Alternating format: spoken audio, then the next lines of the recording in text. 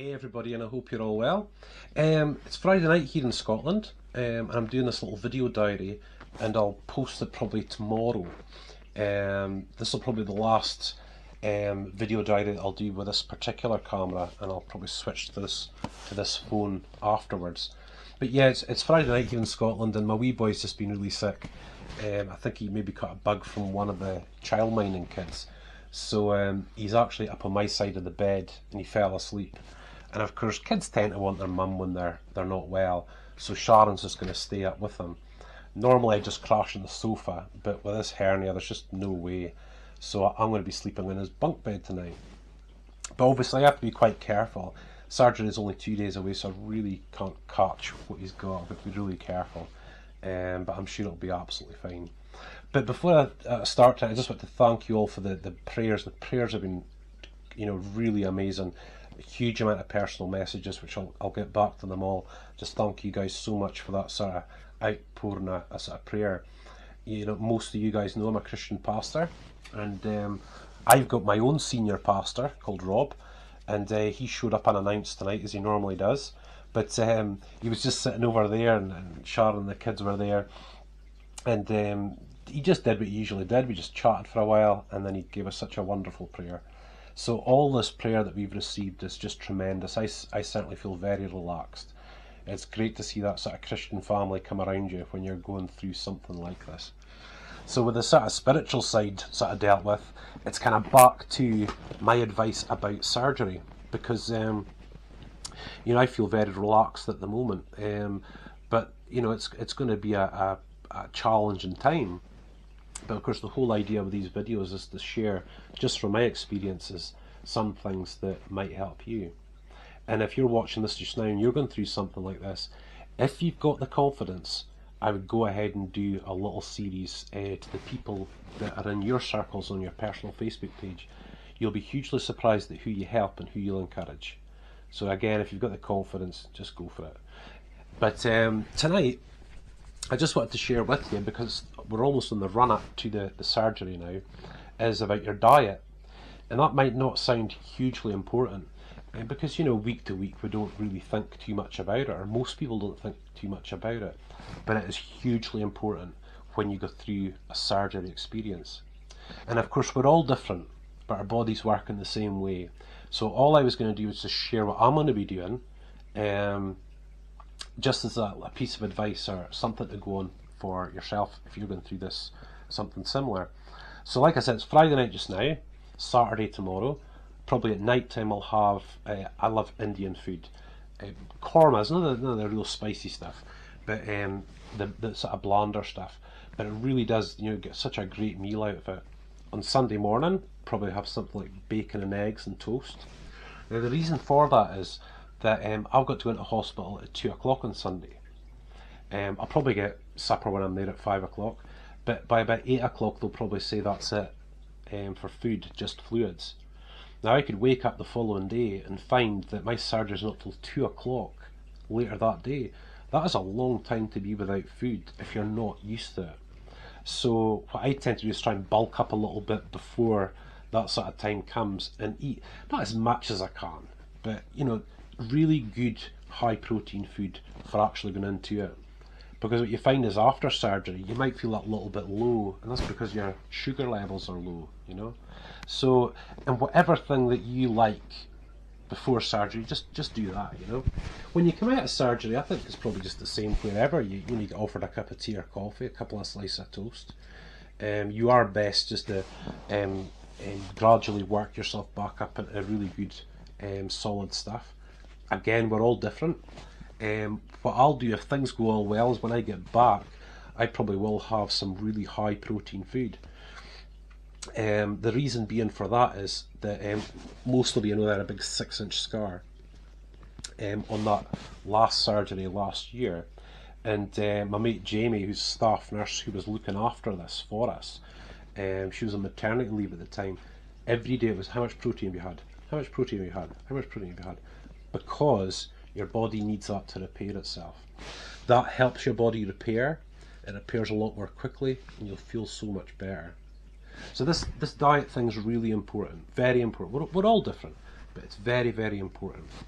The other thing is that the sugar intake that you take in your body, half of that sugar goes to your brain. That's what your brain runs on. It runs on glucose.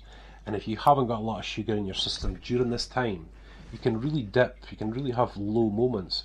So what I do when I'm in hospital is take a full fat bottle of Coke and take a drink whenever I start feeling that sugar levels drop. The reason you use Coke is because it acts very quickly. And that fluid acts very, very quickly. And it can make a huge difference. So hopefully just from this little bit of advice tonight, you see how really, really important it is that you do your diet the way that is right for you for the situation you're going through. But guys, these things are critically important. The protein and the sugar levels, you guys. Just follow that couple of rules and you should be fine. So guys, just a couple more points just to finish off this video. One light-hearted and one just a little bit more serious. But on Sunday, parking up is really important. So on Sunday I'll be parking up. I think in probably most Western world hospitals there's free Wi-Fi and stuff. So you can be on Facebook, you can watch stuff on Netflix and Amazon, which is absolutely great. So obviously you have to remember your charger and all your bits and pieces, But Charlotte's normally great with all this stuff. But there's stuff that I need to do. I've got to take in all my colostomy bag stuff. The bags, the swabs, the stickers, all the bits and pieces that go along with that. I have to take in all my daily medication that I take for that nerve damage I was talking about, that I've had for years and years and years. I need to bring that in as well. It'll need to be factored into my care there. So, this makes a huge difference. Also, I need to take in a heat pad.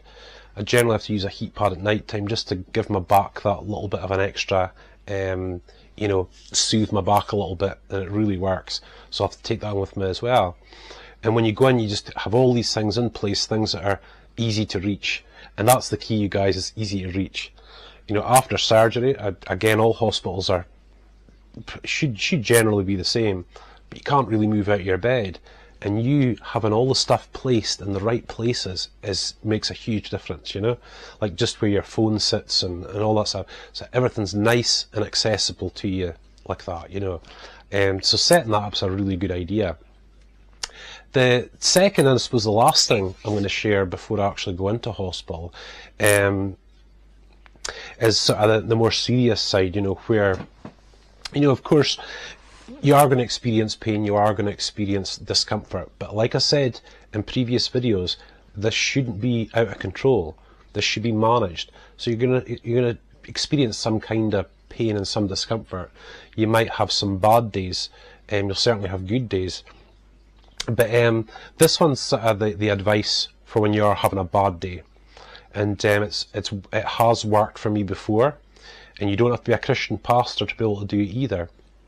But if you do have one of those low days and you've had your Coke and you've sort of done everything, but you're still feeling just a little bit kind of, have a look around the room and see if there's anyone that's struggling.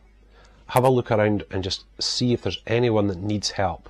Now again, you don't need to be a pastor for this. All a person needs is to know you're there and you care. And I remember last time doing the same thing I always do if I have a bad day. Even if I don't want to get out of bed at that particular time, force myself out and go and see if there's someone that I can help. And guys, there will be someone you can help. There's no question about it. And it's amazing how within a few minutes, if you take your focus off yourself and put it on someone else, you'll return to your bed feeling much better and more focused again. And it's something that you can almost be guaranteed. Maybe not guaranteed a bad day, but you'll be guaranteed there will be people around you that are really struggling. And you can make all the difference to that person, you guys, really. And I'll say it again, you do not need to be a Christian pastor to be able to do this. All that person wants is for you to put your hand on their shoulder and just that you understand and you're there for them. And it makes such a huge difference. Guys, we take it for granted. I even got a shock last time I was in hospital because it had been 12 years since my big surgeries way back then. Just that reminder of just how raw a hospital can be. It's probably one of the few places in a town or a city where emotions run that high, where people are most vulnerable. And it's such a real place to be. most of the guys, it's just like it is when you're in a you leave your pride at the door. You have to leave your pride at the door. You know, people are prodding you and all sorts of stuff, you know what I mean? But it's a very, very emotionally charged place. And at times you can be that person that's making it emotionally charged because you're feeling down or you're feeling bad. Get up out of bed, I'm not kidding you. Again, you do not need to be a professional at this. Get up and go and help someone else. Go and chat to someone else. Take the focus off you, and what a huge difference it makes, you guys. I'm not kidding you. But yeah, it's an emotional place. And I remember just like last time I was in, you know, I'd been chatting to the guy just down from me, and then I woke up the following morning and the curtains around and he was gone. You know, his family's there. It's just, it's a very, you know, it's just not what you're used to on a sort of day-to-day basis. You know, even if you aren't, you know, it's really quite something. And you kind of need to prepare yourself for that, you know, and just be very aware that it is that kind of place. But even if you go into this with the mentality that you are going to help someone, that you are going to speak to someone, you are going to make a difference in someone, I'm not kidding you guys, you will make a big difference. So it's been a busy day today then. I had lots of your messages to get back, which is great, and I still managed to clean the motorbike and put it away in the garage. It's coming to that time of the year now in Scotland where we all sort of prepare ourselves for the sort of colder months. So generally means putting a lot of things away in the shed and cleaning the garden and tidying the garden and stuff like that. I've still got a few things to do before I actually go into hospital. Got to clean the aquarium, top up the oil in the car, top up the boiler in the house, just move a few things around just to get ready for when I actually come home, to make sure everything's up in my room sort of ready to go when that time comes. So yeah, again, surgery is Monday. I'll be going in on Sunday night. Sharon's got Monday and Tuesday off, which is great, so she can come up with the kids and do all the sort of bits and pieces. Excuse me. Like I said, this will probably be the last one on this camera. When I'm in hospital, I'll just be using my phone, so the quality won't be as good as what this one is. But hopefully I'll be able to post as soon as I possibly can, just to let you guys know how it went. So I will leave you for just now. Thank you so much, you guys. I hope you're having a really good weekend, and I really look forward to speaking to you soon. God bless you.